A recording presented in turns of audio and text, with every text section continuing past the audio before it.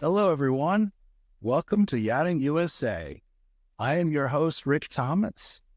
After almost 45 years working in the maritime industry, I've met my fair share of industry characters, leaders, and influencers. This podcast is a deep dive into the North American yachting industry as I bring their stories and experiences to you. Today, I have the pleasure of speaking with my friend, Bobby Genovese, who has joined me from his boat, BG Charade, or actually, I think he's actually on his property in Norman Cay in the Bahamas. Bobby, welcome to the Yachting USA podcast. Rick, thanks very much. Great to join you. Oh, what a pleasure. It's mutual. Absolutely. Looks like you're having some stunning weather there, too. We're just enjoying our nice southern winters right now. It's always better in the Bahamas. That's what they say. And who has more fun than you? Sure, it goes without saying. I've always admired that. It's been fun. We were talking earlier about how we find our pleasure in the water. And during COVID in particular, I was fortunate to have my boat moored behind my house, and my boys were able to jump on the boat, and we were out diving and just being on the ocean and just social distancing and loving life. And I thought at that time, wow, who has more fun than we do? And I think at the end of the day, that's the big attraction to yachting. And it's a nice segue into, how'd you get into this? I know you got into boating by going fast. I think you had a love for a really cool Canadian-built speedboat. Want to tell us about that a little bit?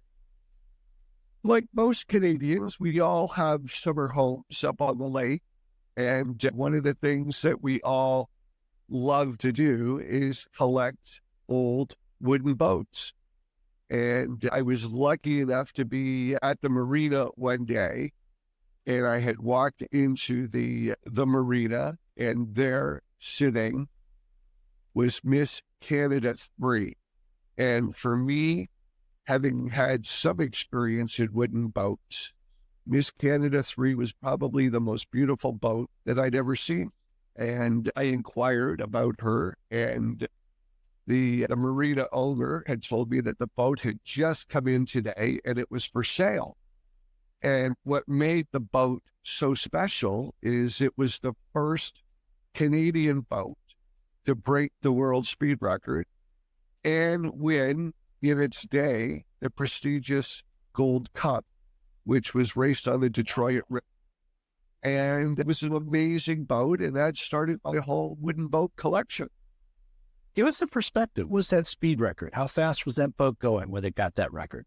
It was 1939. You've got to remember everything was wood. That was an amazing story. They ended up dropping in a Merlin airplane engine. So all the gauges in the boat are airplane gauges. Oh, wow. It was pretty amazing.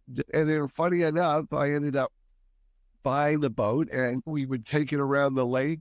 She would easily go over 100 miles an hour. And everywhere I went, all the old timers on the lake would go, "Gosh, Bobby, it's so wonderful. You've got Miss Canada 3. It's a shame that you don't have Miss Canada 4. I go, what are you talking about? What's Miss Canada 4? So I did a little bit of research, and it was in a museum. And I ended up phoning the museum, and this is Bobby Genovese. "Oh, Mr. Genovese, we've heard of you. Congratulations on having Miss Canada 3. And I said, "Funny enough, I'm calling because I'd like to have Miss Canada 4. And they said, "Mr. Genovese, we really don't sell our exhibits." I go, "Well, you know what?" Sorry, long story longer, excuse me. I was able to create a deal and ended up buying Miss Canada 4. And in buying her, she was the first boat in the world to crack 200 miles an hour on the water. No. You go, 1950, so everything was still wood. Anyway, so she's in my collection as well, and she's powered by a Rolls-Royce Griffin engine, the same engines that are in the Royal Air Force in World War II. And you take that in, dropped it into the boat. So you push the button and you're going 35 miles an hour. And you've got to remember there's no reverse. coming into the dock, you got to figure out when to stop the engine and drift in. But, wow, you have to have some good dock help there too. Then that's just a couple of the boats in my collection, but that's how it all started. love it. Must be a stunning collection too. So that was obviously not your last boat. You've moved up over the years into bigger and bigger boats. I'm aware of a Sunseeker that you had in your fleet at one point in time, and then a 78 Lazera.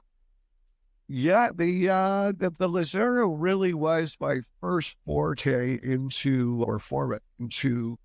bigger boats. It was a brand new design that Dick Lazara and the family had come out with. It was actually 75 feet, and it was 2008, and I was this close to buying the boat, and I thought, you know what? It just didn't feel right. So I ended up walking away from the deal. But I told Dick, I apologize, but if you are in a situation where you have to sell a boat, call me and let me rethink about it. And of course, 2009, the housing crash happened. Yeah. People ended up defaulting on their purchases, and Dick called and said, look, I've got a boat here in the yard. The owner has backed out of the deal. I can give it to you at cost. And I said, look, let me come up and take a look. So I drove up to Tampa, Florida, which is where they were being manufactured. And Out there at Rattlesnake Point. got it. And Rick, it was an amazing boat. I told Dick, I love it, but we need to make some changes. And he said, what does that mean? I said, a forward VIP cabin, I can't have my guests in cabin one little window above that. We need to put windows on the side of the boat. He goes, gosh, I don't know if we can do that, yada, yada. I said, look, I think you can do it. He goes, what else? I said, I've got 2 young kids. And the moment they get seasick, it's all over. You need to put stabilizers on this boat. Because you don't need stabilizers on a 70. And he put stabilizers in. And then it went to the aft deck. And I said, yeah, Dick, this little swim platform doesn't work. My kids live between the water and the back deck. We need to lengthen this by 3 feet.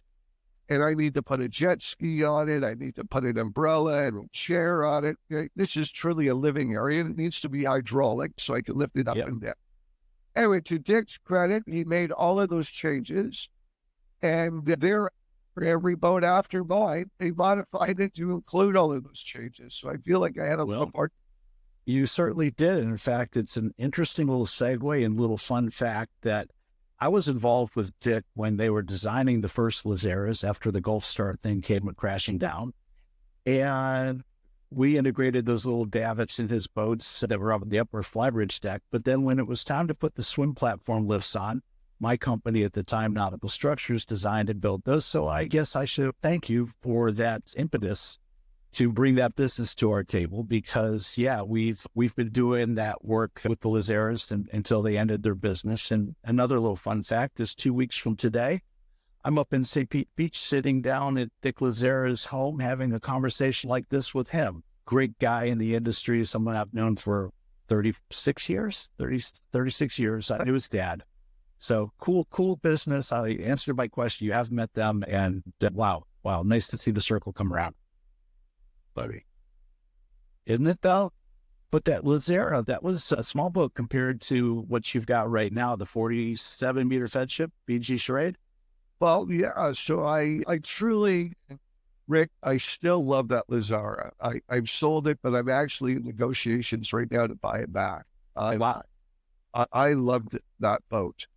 But I would take the boat from Florida to the Bahamas, and I would go into a new development here in Nassau called Albany.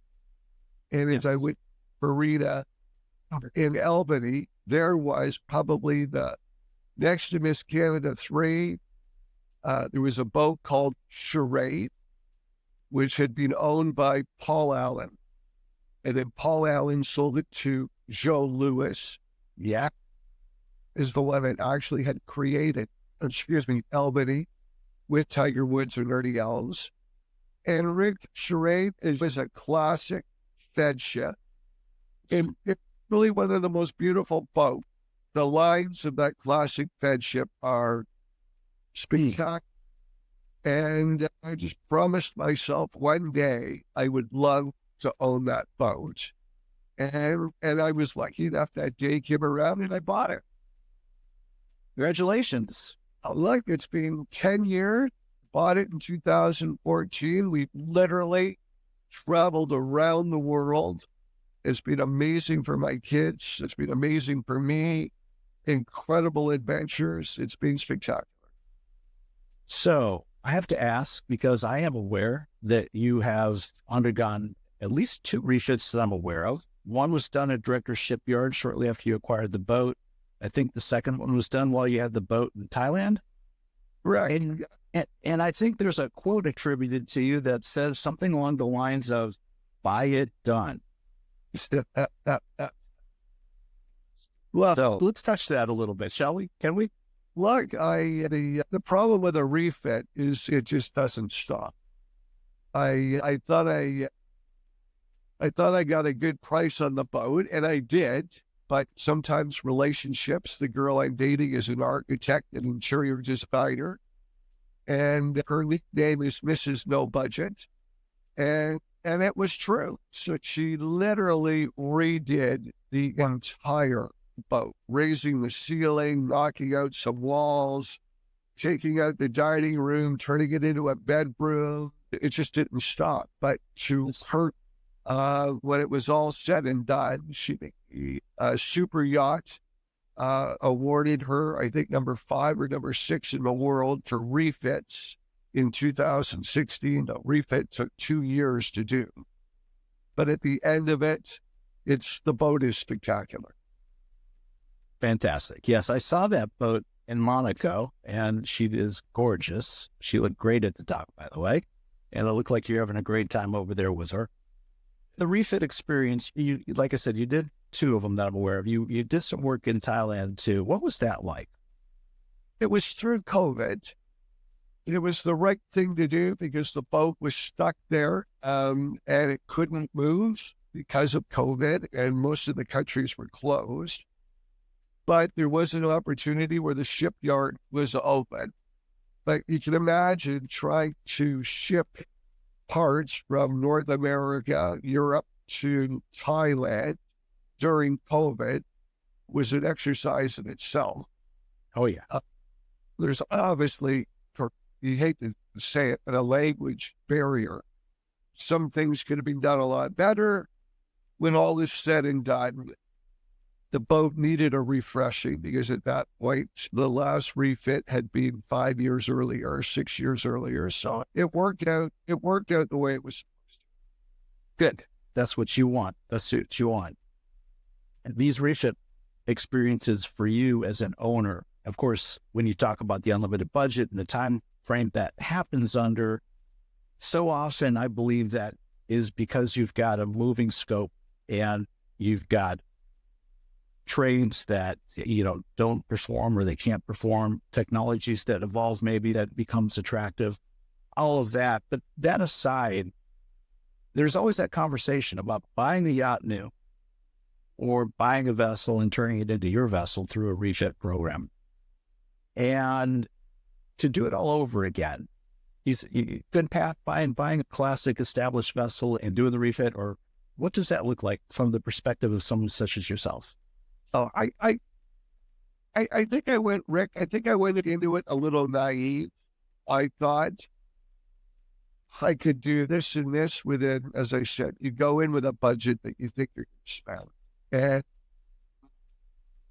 at the end of the day, I just got a quote to get the boat repainted. And so figures. $1.7 million. Yeah, I expected to hear that.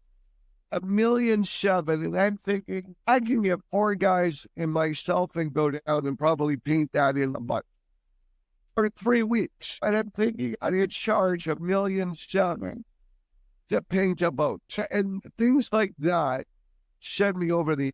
Is I just. Yeah, I get it. Why? The boat is not that much bigger than a house. Why are we at $1,000,007? I think I was just naive in the marine industry. What needs to happen, how it happens, and the cost of things. So I think if I could do it all over again, I'd rather somebody else do all the work and then I buy the classic Feadship. That's the way to do it. There I can do next time for sure. Yeah. Now, this is an interesting industry, and people come into it and oftentimes struggle with the realities.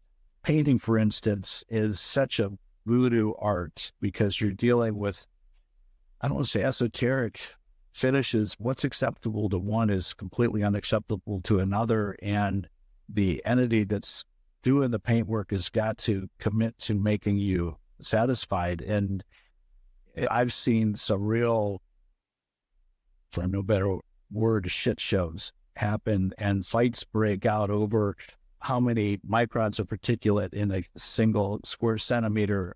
And it's just, wow. So I think we do it to ourselves to a certain extent by setting a very high bar, particularly on a Feadship or a Lursen or some of these pedigree yachts where there's a high expectation. So yeah, that's the reality. And of course, being in this industry as long as I have and being involved in literally hundreds of refits, that we could do podcasts after podcasts about that and some of the stories that can be told and some of the heartbreaks and amazing successes. It's both sides of the coin. Yeah, no, I get that completely. But you have had a lot of fun with Charade, and I understand that at one point in time, she was known as Valor.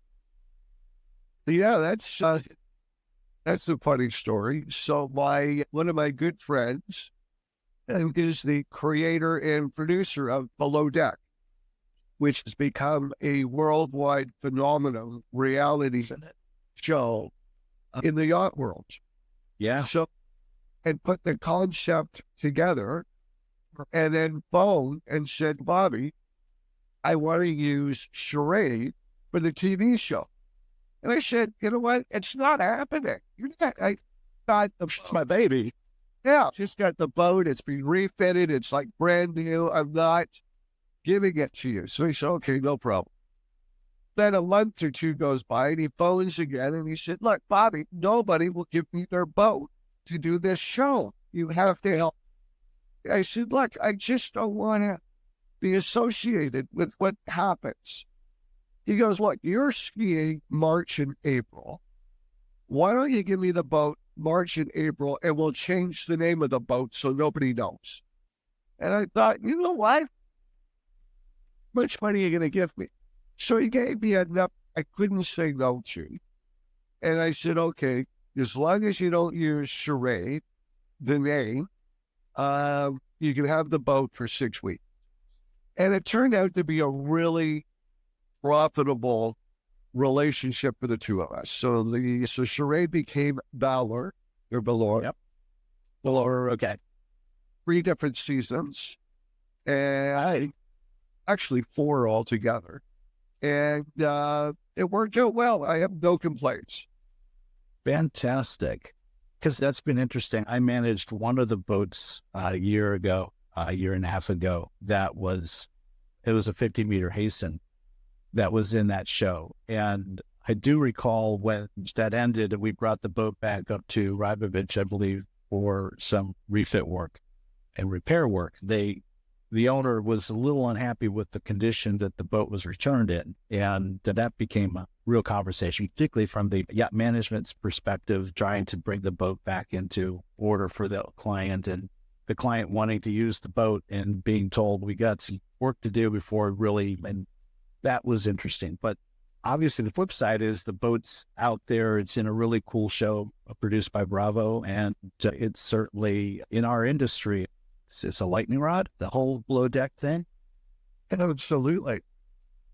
Now, I'm curious, your boat carries what, 12 crew, 11 crew, something like that, maybe? It carries we usually cruise with between 11 and 12. So how did that work? Did your crew come off and they put their own crew on, or did you share a little bit of the resources there, or what's that look like? In that show, they arrived with 8 crew, and 3 or 4 of my crew would stay on the boat to ensure that the boat is being looked after, nothing goes wrong, et cetera, et cetera. So they're never on camera, but the crew that they bring on, obviously, you give a lot of young crew alcohol and they put pounds together, and then you've got an show. You've got drama. You've got drama and the high seas. Because it's interesting working in those spaces and the placing crew, which I've been involved in, and working with owners with their crew, which is always a conversation. And it's part of the conversation I wanted to have with you. In the years I've been in this industry, I've talked to so many owners who have come to me and say, Rick, I love this yachting. I love my boat. It'd be perfect if I didn't have the crew on board. I've had other owners who have come and said, I love my crew. I love the relationship I've got with them, their family. And then when something happens, it's heartbreaking, and they almost take it personally that a crew left or something adversely happened on board the boat they didn't see coming. And so crew is, I talk to people in the context that there are really 3 pillars. I call them the sacred triad that keeps our industry a healthy industry. And this is something that will repeat in my podcast again and again. Owners is the first leg. Without the owners in this industry, there's no industry.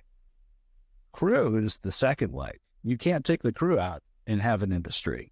And then I throw into builders as the third leg, as builders, refit yards, the entities that keep the ships being built and in service. But the crew piece of it, I think, is probably the more challenging because it's human factors and it's because it's culture. And you've got the owner's culture, and then you've got the evolving crew culture. And of course, the captain has a lot to say about what that crew culture could or should look like on board. So from the perspective that you bring, and this is why I wanted an owner to help me kick off this podcast, you bring a perspective that's unique because it's you. This is your boat. This is your investment, your asset. And to a certain extent, your captain and crew are also your asset. How does that work for you? What's your view on that? And help us out here, understand your perspective.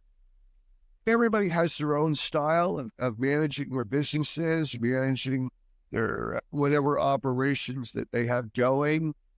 You've got a boat like mine, you've got 11 or 12 different personalities living together 24/7 in a relatively small space, being the crew's quarters.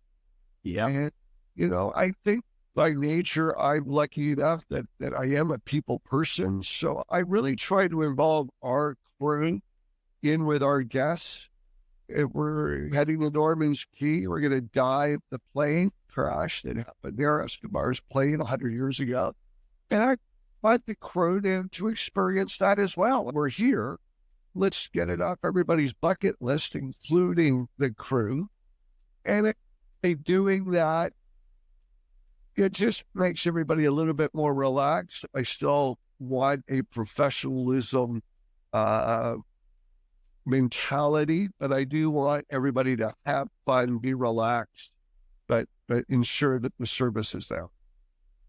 There you go. Excellent. So it starts from the top, in your opinion, the captain, he sets the tone? In every business, in every situation, it always starts from the top and it works its way down. And I'd be lucky to have some good captains, and it's been difficult, but overall has been a good experience. Good. So I have to ask, as an industry, what can we do better? What, from your perspective, you're a successful businessman, an entrepreneur. You've seen the rise and fall of other businesses and I'm sure other industries. What does the luxury yachting industry bring today? And in your opinion, what could we do better? I think every industry is having, I'm trying to think of the right adjective, a rebalance, for lack of a better word, or a disruption. You look at, we used to have phone books, and now you have Google. You used to have taxi cabs, now you have Uber. yacht industry and thinking, what is going to be the disruption in the yacht industry to really change it? I think a lot like the real estate market, to be paying a broker 10, 15% to sell your boat. You're talking a $20 million boat, it's $2 million you're giving somebody because he happens to be lucky enough to find somebody that buys your boat and it changes their life forever. So I do think, and I think it's already happening, some different companies that are trying to disrupt the sales method within the super yacht industry because it makes no sense. I do wish there was a better way, and maybe I just don't know about it. There could be, but I think there's got to be a better way to manage the boats. You've got how many different flags that you can put on your boat, and each flag does something different depending on what country you're in, and your VAT tax in Europe, and your commissions. And I mean, it's just rare. Yeah. It never ends. No, exactly. And it's funny you mentioned that management piece because there's a gentleman, Captain Herb Magny, who is a dear friend of mine. He's been in the industry as long as I have. And he and I are putting together a program right now for that very purpose. We've seen it ourselves, how the management of these vessels could so greatly improve. And in doing so, you improve the owner's experience. And in doing so, you improve the crew's experience. And that it ties into that whole sacred triad thing that I mentioned. It's interesting to hear you say that, Bobby, because it's something that we're paying attention to as well. That's some nice validation. The reality check. You and I are close to the same age. I believe you're Canadian. I know nobody knows this. I was actually born in West Virginia, but I grew up in South Florida. And when I got into this industry in 1986, and I recently did this research because I did an interview with Trident Magazine and the Take That Back Duckwa. And the question came up. So when I got into this business back in the middle 80s, there were 42 shipyards in North America. Canada had amazing industry out in the Pacific Northwest. And I had plugged into that. At the time, I had just started nautical structures, and there was just one other competitor really doing what we were doing. That was Mark Whipped over here in Pompano Beach. And so we were selling equipment to 42 shipyards that were building crew-served yachts, 80 feet and larger. It was an amazing time to be in the luxury yachting industry. And it wasn't an industry. It was a cottage industry. It was a lot of entrepreneurial people and fish boat people building pretty white boats for some of their fishing clients and things like that. But it was real. It was growing. It was vibrant. And fast forward to right now, and I think you can count the remaining shipyards that are building these boats in North America on one hand. You might even have a finger left over. Tragic in so many ways. And so one of the goals I have in this podcast, talking to you and other people who've been around long enough to understand our history, is to talk about that from the perspective, again, of getting into owning a boat. What would it take to get the confidence back to the consumer to where U.S. shipyards could regain their status as a world player in building yachts of size? Right. I think it just all comes down to economics. I mean, you look at all the new shipyards that are opening up in China. You look at the shipyards that are in Turkey. The cost of labor is so much cheaper. All with Sunreef, they're building in Poland, and now they're building or they just finished their new facility in Saudi Arabia, Dubai. Just think that we priced ourselves out of the market, and I don't see it coming back like a lot of industries we've had. But it just keeps coming back to economics, and if you can have it built cheaper somewhere else, people are going to do it. So if you look at that model and you look at the Northern European shipyards, they're existing on reputation and high standard depth. Look, Feadship is Feadship. We're saying 100%. But as you said, there's only 4 or 5 brand names of that caliber, and that's where they are. Yeah, no, that's true. That's So, true. you may or may not know that Feadship has just opened a new facility in Savannah, Georgia. So Yes. they're getting that up and going. So it saves a lot of Feadship owners a lot of time instead of having to send our boats back to Holland to be refitted or painted or redone. It's nice to have a Feadship yard here in the United States now where we can go. Absolutely. And it's interesting you mentioned that because I've worked with other Feadship owners and I've been involved in some refit programs where we've tried to get some of these boats refit here, Rybovich or up at Savannah Yachting Center. And Feadship did a wonderful job of attracting these clients to ship their boats back to Amsterdam and use the facility they built there or up in Markham to do this work. And it has been on the radar, and we've noticed the effort they've put into getting the Savannah program up and running. I know Ackerboom was involved pretty strongly with some of that as well. So I think that's a net positive for the U.S. yachting industry. I think it's good that we can keep these boats over here and do that standard and work in a local shipyard. Yeah, and we got to give credit where credit's due there between Ted McCumber and the folks over at DeVries. I think they had a big push in that. Another quick question for you before we segue to the very last part of this. In your work with, did you do much work with DeVoot Naval Architects? No, not really. Again, my wife misses no budget. We did have some conversations because apparently, having just recently met her when I bought the boat, was not aware that she didn't like showers. She had to have a bath. Ah, And Feadship had a his and hers shower, sink, toilet. So she thought it would be a great idea to start taking out some walls and moving walls forward. Not realizing that on a yacht, you've got to go back to the marine engineers and Lloyd's of London and everybody sign off. And I've got to have the only $1 million bathtub on a boat. I finished. That's pretty well what it came in at. you can't make this up, can you? You know what? Right? Relationships can be difficult. It went on a new girlfriend, but gosh. Hey, Bobby, you took one for the team. So, last thing here before we wrap things up. You've got BG Signature. You've got a lifestyle business that is going. The smell test, from my perspective, is that had a lot to do with your family and your love of equestrian activities, polo. I don't know if many people know that you're a very accomplished polo player and aficionado of the equestrian lifestyle. Seems to be congruent with yachting and other luxury brands. Want to tell me a little bit about BG Signature and how that segues into your family life?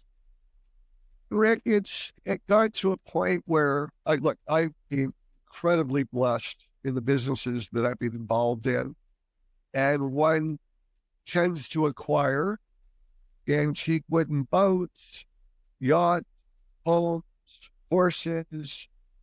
And you get to a point where you look back and you think, okay, this is getting a little ridiculous. How do we start monetizing these things? How do we share them with friends and family and potential clients and monetize them? And it was really looking at the Richard Branson model of Decker Fund and creating this incredible experience. And having met Richard and Richard becoming a friend, that pushed me into creating a BG Signature experiences with the different homes that I have around the world and the boats and the plane and everything else that it encumbers. And it's turned out well. In fact, it's turned out very well. Fantastic. Fantastic. I love it. I love it. Again, as we share some things in common, and that is the love of the ocean, love of the family. I've got 3 boys. I think you've got 2 children, boy and girl. Like, You have a little passion for diving like I do, I think. I do until I go down and I see things that I've never seen before, and then I get a little timid. But yeah, That's why we do it, though, right? Get down there and see something that's so unique. swim by where I'm just thinking, where the hell did you come from? It's right out of your peripheral vision. Yeah, They're always there. can't make it up. I gotta tell you. Anyway, I love it. speaking with you, and Oh. I hope we do it again. Time soon. I hope so too. I'll be looking forward to the next opportunity to cross paths. I want to thank you, Bobby, for a great conversation and joining Yachting International's Yachting USA podcast. This is Rick Thomas with Bobby Genovese, and we are out of here.